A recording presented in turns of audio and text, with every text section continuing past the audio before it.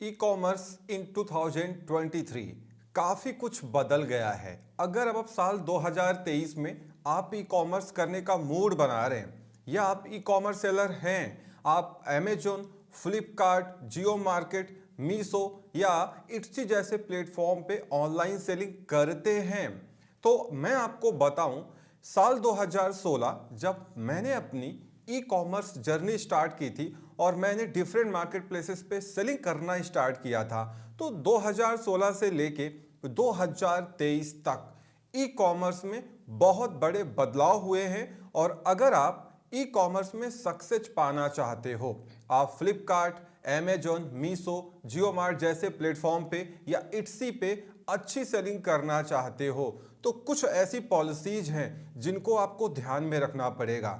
अगर आप ज़्यादा ऑर्डर्स लेने चाहते हो तो क्या करना पड़ेगा? आपको ऑर्डर्स कम लेने हैं, प्रॉफिट ज़्यादा कमाना है तो क्या करना पड़ेगा? कौन सा मार्केट प्लेस टारगेट करके काम किया जाए जिसमें स्कोप ज़्यादा है, तो आप कैसे करेंगे? कौन सी राइट कैटेगरी है काम करने के लिए जिसमें आप जाएं तो आप जल्दी ग्रो कर पाएंगे? ये सारी चीज़ें मैं इस वीडियो में क्लियर करने वाला हूं और मैं आपको 2016 से लेके अभी तक का जो रियल सिनेरियो है ई कॉमर्स का, मैं पूरा आपको कंपेयर करके बताते हुए चलूंगा। यकीन मानिए, अगर आप ये वीडियो देखते हैं और सारी चीज़ों को समझते हैं और आप एक सीरियस ई कॉमर्स सेलर हैं, टाइम पास नहीं कर रहे हैं, तो जरूर आप अपने ई कॉमर्स बिजनेस को किसी भी मार्केट प्लेस पे ग्रो कर पाएंगे और आप भी एक सक्सेसफुल ऑनलाइन बिजनेसमैन बन पाएंगे। तो चलिए इस वीडियो में आगे बढ़ते हैं। आगे बढ़ने से पहले मैं आप सभी को बता दूं कि ये ई कॉमर्स चैनल जो मेरा चैनल है, ये मैं यहाँ पे कोई बिजनेस अभी नहीं करता हूँ। ये मेरा पैशन है, ना कि बिजनेस है। क्योंकि ये चैनल मेरा कोई बिजनेस नहीं है, तो यहाँ पे जो वीडियोज आती हैं वो तभी आते हैं जब मैं अवेलेबल होता हूँ या मेरे पास सफिशिएंट टाइम बचता है, क्योंकि ऑलरेडी मैं एक ई कॉमर्स सेलर हूँ, मेरी भी अपनी कंपनी है। तो आप चैनल को सब्सक्राइब करें और बेल आइकन को प्रेस करके रखें, जिससे जब भी कोई नोटिफिकेशन जाए तो आप तक पहुंच पाए। क्योंकि यहाँ पे इस चैनल पे ऐसा कोई फिक्स नहीं किया गया है कि दोपहर में 2 बजे ही वीडियो आएगी। क्यों? क्योंकि मैं खुद कंफर्म नहीं रहता हूँ कि मुझे कब टाइम मिलने वाला है, क्योंकि यहाँ पे कोई बिजनेस का नहीं है। हाँ, ये बात सही है कि जो लोग ई कॉमर्स के कोर्सेस बेचते हैं उसमें कोई गलत बात नहीं है। आपको ई कॉमर्स आना चाहिए, आप कहीं से सीखिए। जो लोग कोर्स बना रहे हैं उनकी अपनी मेहनत है, अगर वो पैसे चार्ज कर रहे हैं तो उसमें कोई प्रॉब्लम नहीं है। मैं कोई कोर्स बना नहीं रहा हूं, ना मेरे पास इतना टाइम है। यहाँ पे जो कुछ है वो फ्री में आपको मिलता है। दूसरी बात, इस चैनल को सब्सक्राइब जरूर कर लें, क्योंकि मैंने ये देखा है कि जब मैं आप लोगों की बातें या जो गलत पॉलिसीज है ई कॉमर्स की, वो रिस्पेक्टिव मार्केट प्लेसेस के हायर अथॉरिटी से कन्वे करता हूं, तो वहां पे ये पूछा जरूर जाता है कि आपके चैनल पे कितने सब्सक्राइबर हैं। क्योंकि कोई भी हायर अथॉरिटीज हो, चाहे वो मार्केट प्लेसेस की हो, चाहे सेंट्रल गवर्नमेंट की हो और चाहे स्टेट गवर्नमेंट की हो, अगर आप कभी भी किसी ई कॉमर्स इशू के लिए वहां पे जाएंगे तो जरूर ये पूछा जाएगा कि आपके चैनल पे कितने सब्सक्राइबर हैं या क्या बेस है आपका। तो कोशिश करिए कि इस चैनल को आप लोगों को वेरीफाई करवा देना है। मतलब आप सभी को सपोर्ट करके 1 लाख सब्सक्राइबर पूरे करने हैं, जिससे ये चैनल भी वेरीफाई हो जाए।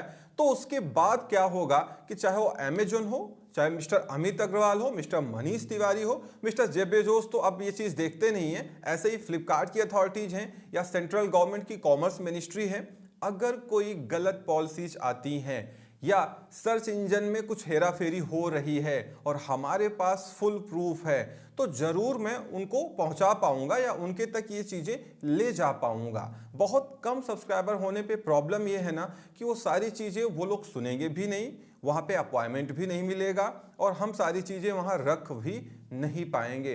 तो जितने अच्छे ई कॉमर्स चैनल हैं या जिसको आपको लगता है कि ये ई कॉमर्स में अच्छा चैनल है, उसको सब्सक्राइब जरूर कर लो, जिससे जब कभी भी वो कोई बात हायर अथॉरिटीज के पास रखे तो उसके बाद का एक वेटेज रहे, एक वैल्यू रहे। तो अगर आप इस चैनल पे नए हैं तो चैनल को सब्सक्राइब जरूर करें और वीडियोज को शेयर करें, बाकी लोगों को सब्सक्राइब करवाएं जो ई कॉमर्स में इंटरेस्टेड हो। फेक सब्सक्राइबर मुझे नहीं चाहिए, क्योंकि मुझे सब्सक्राइबर दिखाना नहीं है। मुझे ऐसा करना है कि जब भी हम कोई बात रखने जाएं तो वेरीफाइड चैनल रहने से फायदा ये होता है कि सामने वाला आपकी बात को बहुत सीरियस लेता है, तो बहुत चीजें आपकी बहुत कम समय में रिजॉल्व हो जाएंगी। तो यहाँ पे आप सभी का सपोर्ट चाहिए होगा अगर आप ये चाहते हैं कि ई कॉमर्स में कुछ गलत हो रहा हो और आपकी बात उस ई कॉमर्स के हेड तक या उस मार्केट प्लेस के हेड तक रखी जाए, क्योंकि ये कोई प्रैंक चैनल नहीं है जहां पे मिलियंस में व्यूज आते हैं और मिलियंस में सब्सक्राइबर हैं।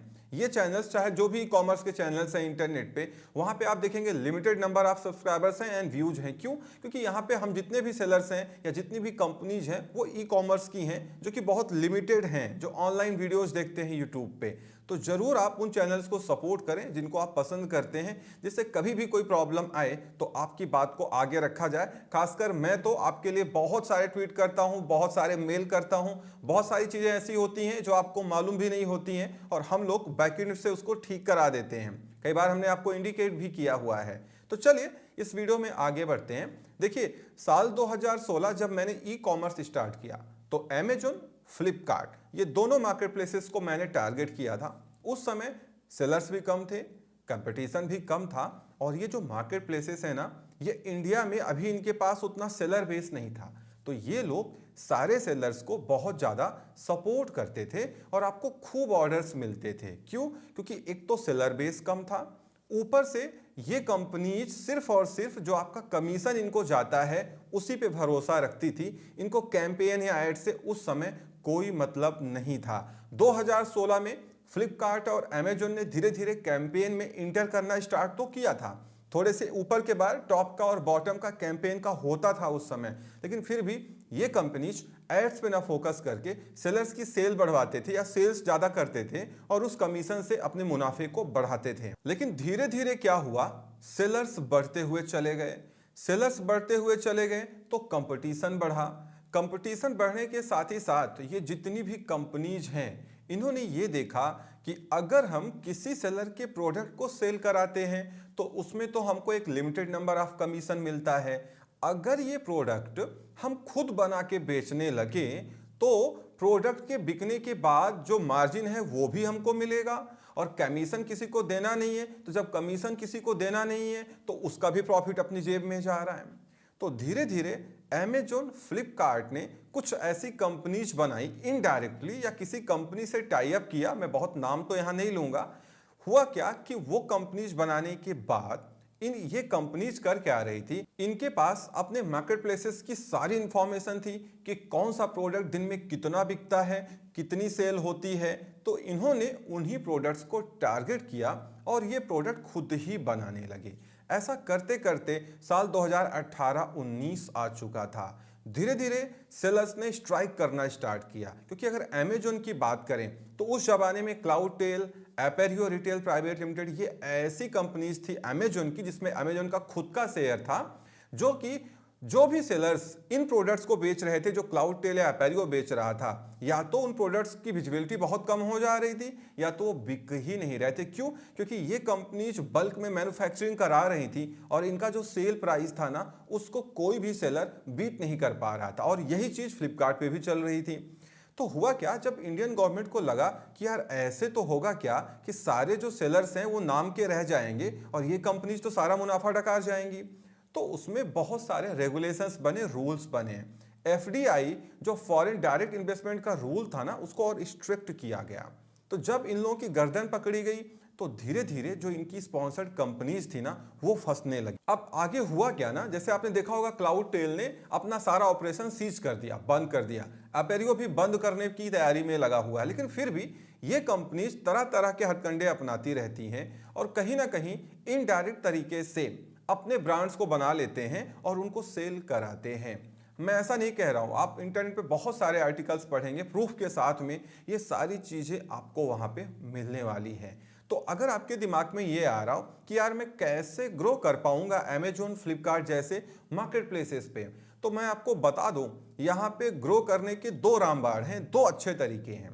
पहला, जो मैं शायद पिछली वीडियोज में आपको बताया था, पहला तो ये है कि जो इनकी स्पॉन्सर्ड कंपनीज हैं वो क्या करती हैं कि जितने प्रोडक्ट्स वो खुद से बना रही हैं वो तो खुद से बनाती हैं।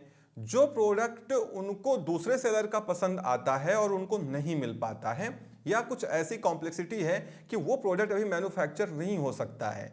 तो ये लोग उन्हीं सेलर को फ़ोन करते हैं, टारगेट करते हैं उनको, और उनसे कहते हैं कि आप खुद ये प्रोडक्ट ना बेच करके मुझे परमिशन दे दो, हम आपकी लिस्टिंग पे मैप कर देंगे अपनी कंपनी से, और ये प्रोडक्ट आप मुझे सप्लाई करते जाओ और इसकी सेल हम 10 गुना बढ़ा देंगे, 4 गुना बढ़ा देंगे, 5 गुना बढ़ा देंगे। तो सेलर को लगता है कि यार अभी तो मैं क्या बेच रहा हूं, अगर ये कह रहा है कि सेल आपकी 4, 5, 10 गुना बढ़ जाएगी, तो अगर ये कुछ कमीशन भी मांग रहा है बिकने के बाद 10%, 5%, 4% हमको भी चाहिए, डिपेंडिंग अपॉन द कैटेगरीज। तो अगर इतना ज्यादा हमारी सेल होगी तो ठीक है, ये कमीशन ले जाए, फिर भी तो हम प्रॉफिट में रहने वाले हैं। तो हुआ क्या कि अमेजॉन, फ्लिपकार्ट पे ये जितनी भी कंपनीज काम कर रही हैं, इन्होंने जितने भी टॉप सेलर्स थे उनको टारगेट किया और उनसे परमिशन लेकर के अपना म्यूचुअल एग्रीमेंट साइन करके ये उन लिस्टिंग्स पे मैपिंग करके खुद ही उनको बेचने लगे। तो एक तो तरीका ये है कि आप ये जितनी भी स्पॉन्सर्ड कंपनीज हैं, इनके कॉल आने पे या इनकी वेबसाइट पे इनको अप्रोच करके अपना प्रोडक्ट आप इनके थ्रू सेल करो, क्योंकि इनको मार्केट प्लेसेस सबसे ज़्यादा विजिबिलिटी देता है। दूसरा तरीका ये है कि आप ऐसे प्रोडक्ट बेचो जो ये लोग नहीं बेच रहे हैं, या आप ऐसे प्रोडक्ट्स लेके आओ जो यूनिक प्रोडक्ट हैं। तो ये जितने भी मार्केट प्लेसेस हैं ये मजबूर हो जाएंगे आपको विजिबिलिटी देने के लिए, और आप बहुत अच्छे से ग्रो कर पाओगे। क्यों? क्योंकि ये कंपनीज आपको अप्रोच भी तभी करती हैं जब आप ग्रो करने लगते हो। आज की डेट में अगर आप सोचो कि आपका प्रोडक्ट कोको ब्लू रिटेल बेचने लगे, आपका प्रोडक्ट ई ट्रेड ऑनलाइन बेचने लगे, आपका प्रोडक्ट एपेरियो बेचने लगे, आपका प्रोडक्ट अमेजन ब्रांड में चला जाए, तो कब होगा? जब आपके प्रोडक्ट की डिमांड होगी। तो की क्या है, मेन ये है ना कि आपको यूनिक प्रोडक्ट्स लाने हैं जो कस्टमर्स को पसंद आए, क्योंकि ये मार्केट प्लेसेस ये चाहती हैं कि हमारा कस्टमर हमारे ही मार्केट प्लेस से शॉपिंग करे। तो ये तो मेन तरीके हैं अगर आप ई कॉमर्स बिजनेस को ग्रो करना चाहते हो। तो रही बात पार्शियलिटी की या विजिबिलिटी कम या ज़्यादा करने की, जाहिर सी बात है ये जितनी भी कंपनीज हैं यहाँ पे इतने सारे एम्प्लॉयज़ रखे गए हैं जो दिन भर यही मॉनिटर करते हैं कि कौन सा प्रोडक्ट कितना बिक रहा है, किसमें कंप्लेन ज़्यादा आ रही है, किसको सप्रेस करना है बैकएंड से, किसको सप्रेस करके सेलर्स को बताना है या नहीं बताना है, किसकी विजिबिलिटी बढ़ानी, किसकी घटानी, ये सब कुछ एल्गोरिथम के थ्रू मैनुअली कंट्रोल किया जाता है। तो आप ये ना समझे कि सारी चीज़ें एल्गोरिथम करती है। एल्गोरिथम तो एक जरिया है आप तक पहुंचने का, उसके बाद तो ये टीम बहुत आसानी से उसको मैनिपुलेट कर देती है। तो ये बात सही है कि अमेजोन, फ्लिपकार्ट जैसे मार्केट प्लेसेस एल्गोरिथम में ये चीज़ें करते हैं, बट कहीं ना कहीं वो अपने मुनाफे को बढ़ाने के लिए करते हैं। तो अगर आप उस प्रॉफिट को बढ़ाने में उनका सहयोग कर रहे हो, उनका सपोर्ट कर रहे हो, तो जाहिर सी बात है वो आपका भी सपोर्ट करेंगे। मैंने अभी तक देखा है ना, 2016 से लेके ना 2019-20 और अब 2023 पैटर्न काफी बदल गया है। आज की डेट में अमेजोन, फ्लिपकार्ट जैसे मार्केट प्लेसेस पे ग्रो वही कर रहा है जो इन कंपनी से या तो टाई अप बना चुका है या उसके पास ऐसे यूनिक प्रोडक्ट हैं जो अभी इन कंपनीज के पास में नहीं है। तीसरा जो बहुत टिपिकल है वो ये है कि ये कंपनी जो प्रोडक्ट बेचती हैं, अगर आप वैसे प्रोडक्ट इनसे कम दाम में बेचने लगो तो भी आप चल जाओगे, क्योंकि कस्टमर आपको खोज के निकालेगा और आपसे खरीदेगा। बट ये बड़ा नामुमकिन सा होता है, क्योंकि ये लोग ऐसा प्राइस ऑलरेडी रखते हैं जिसको कोई भी सेलर बीट नहीं कर पाता या उससे कंपटीशन नहीं ले पाता है। तो ये अमेजोन, फ्लिपकार्ट पे सेल करने की हकीकत है। अगर आप मीशो को टारगेट करोगे, मीशो बिल्कुल अलग है, अभी तो डे बाय डे अपने आप को ग्रो कर रहा है। तो मीशो पे आप सेल कर सकते हो, कमीशन वहां कुछ भी नहीं लिया जाएगा, बट वहां पे रिटर्न या रिफंड का इशू है। तो अगर आप इसको अपने प्रॉफिट में एडजस्ट कर पाओ तो आप मीशो को टारगेट कर लो। बेशक वहां पे रिटर्न या रिफंड ज्यादा आएगा, लेकिन उसके लॉसेस को आप अपने प्रॉफिट से मैनिपुलेट करो या प्रॉफिट पे कंपनसेट करो, तो उसके बाद भी आपका बचेगा। क्यों? क्योंकि मीशो पे कोई कमीशन नहीं लगता है, कोई फी नहीं लगती है। तो जाहिर सी बात है वहां पे आपका प्राइस कम रहने वाला है और आप आसानी से अपना मार्जिन कैलकुलेट करके उसको एडजस्ट कर सकते हो, अगर कर सकते हो तो मीशो पे वही लोग ज्यादा चल रहे हैं जिनके प्रोडक्ट में इतना मार्जिन है कि अगर उसका 40% रिटर्न भी आ रहा है ना, फिर भी उनको नुकसान नहीं हो रहा है। क्यों? जो उसका पैकेजिंग मटेरियल वेस्ट जा रहा है वो कंपनसेट कर ले रहे हैं अपने प्रॉफिट से, या प्रोडक्ट टूट जा रहा है तो वो भी कंपनसेट कर ले रहे हैं। और अगर आप इट्सी को टारगेट करते हो, आपको इंटरनेशनल सेलिंग में इंटरेस्ट है और आपके पास एंटीक प्रोडक्ट है जो बहुत पुराने प्रोडक्ट हैं या बहुत यूनिक प्रोडक्ट हैं, तो आप इट्सी को टारगेट कर सकते हो और आप इट्सी पे जा करके पूरे वर्ल्ड में जहां भी इट्सी की अवेलेबिलिटी है इंक्लूडिंग इंडिया, आप इट्सी पे भी सेल कर सकते हो। उसका कंपटीशन, उसका कंपेयर अमेजोन, फ्लिपकार्ट, मीशो से बिल्कुल नहीं है। वो सबसे अलग ब्रांड है। वहां पे जो कस्टमर्स है ना, वो ट्रेडिशनल चीजें या जो एंटीक चीजें होती है उसको खरीदना पसंद करते हैं। भले उनसे आप कितना प्राइस ले लो, मतलब 2000 का प्रोडक्ट को 10,000 में बेच दो, अगर वो एंटीक है तो वो उसको रख लेते हैं। इसीलिए इट्सी बिल्कुल अलग है इन सब मार्केट प्लेसेस से।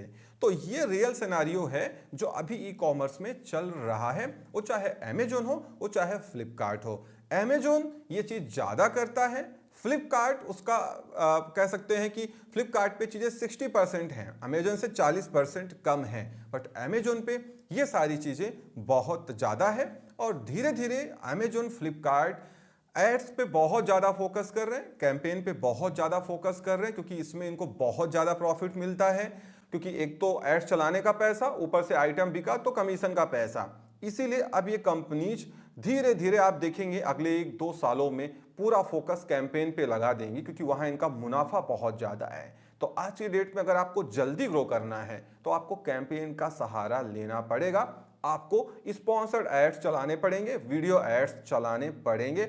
अदरवाइज वहां पे जो सर्च पेजेस है, हमने ऑलरेडी पिछली वीडियोस में आपको दिखाया कि वहां पे जो जेनरिक सर्च है, जो एक्चुअल सर्च के प्रोडक्ट है, उनका स्पेस ही बहुत कम बचा हुआ है। तो जाहिर सी बात है आप जल्दी ग्रो नहीं कर पाओगे।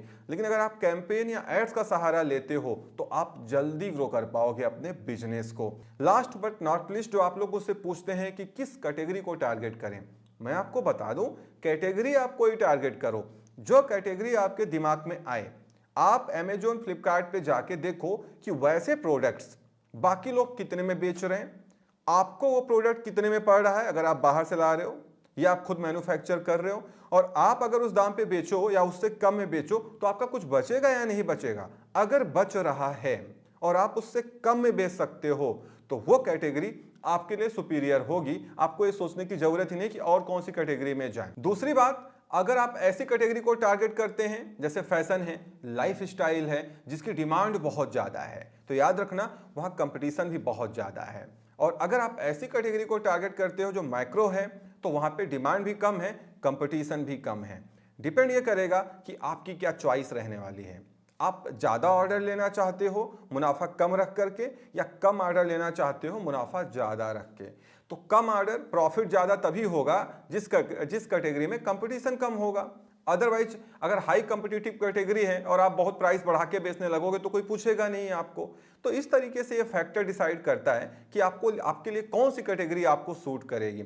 अब मैं आपको कोई पॉपुलर कैटेगरी का नाम बता दूं और उसमें जो प्रोडक्ट आप लेके आ रहे हो, उसके जो आपके कंपटीटर्स हैं वो ऑलरेडी उस प्रोडक्ट को उससे बहुत कम दाम में बेच रहे हैं, तो भले मैं आपको रिकमेंड भी कर दूं कि यार ये बेचो, बहुत बिक रहा है, तो आप बेच नहीं पाओगे। इसीलिए जो भी कैटेगरी सिलेक्ट करो वो कैटेगरी होनी चाहिए जो आपको कम दाम में अवेलेबल हो और इजीली अवेलेबल हो और आगे भी अवेलेबल रहे, तो आप डेफिनेटली ई कॉमर्स में ग्रो कर पाओगे। तो इस वीडियो में इतना ही। उम्मीद करता हूं वीडियो पसंद आई होगी। Thank you so much for watching.